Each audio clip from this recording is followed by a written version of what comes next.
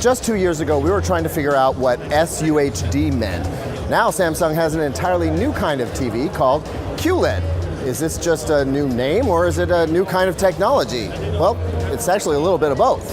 We can break QLED down for you into 3 distinct factors. There's picture quality, there's new design and user elements, and then there's a new smart TV interface. But first, for you video geeks out there, this is not the new emissive display that maybe you were hoping for. That hasn't come along yet, but there are some key differences in the picture quality. Chief among them is that the viewing angle is much, much better than it was before. That's been one of our huge complaints. You move off axis, and then all of a sudden the picture washes out and the color goes down and things get dim.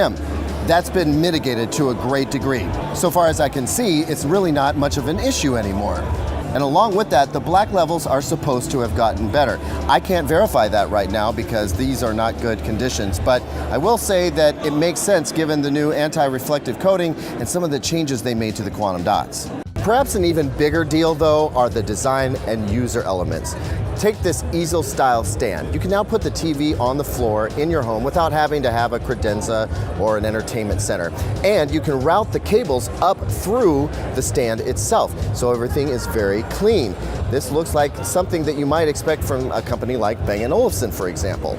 If you are going to go with a traditional tabletop mount, Samsung has a new option here, something very striking, very obvious. This inverted cone of a stand looks very cool, and it also swivels, which is kind of a return of a usability factor that we used to have and then suddenly disappeared. Well, now it's back.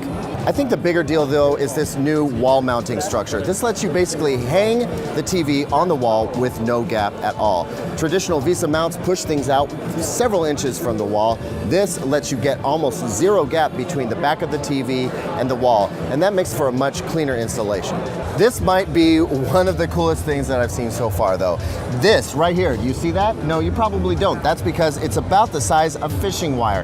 That's actually the fiber optic signal cable coming from the One Connect box, passing all of the video signal up to the TV itself. So you connect everything to one little box that hangs out with your Blu-ray player, your video game console, whatever, and all of the video signal comes right up through this nearly invisible line. Now, as long as you've got power going to the TV, you'll never see this going up your wall. As if all that weren't enough, they're also a little bit smarter than last year. They'll recognize more of your devices automatically, and you can just control them with your TV remote without having to do anything. And if you're a sports fan, there's some special secrets in there for you as well. Tell it about your favorite team, your favorite sport, and it's going to automatically recommend things for you to watch anytime during the day. They're brighter, they're more colorful, they're definitely a big step up from what we saw last year. That's everything you need to know about Samsung's QLED TV.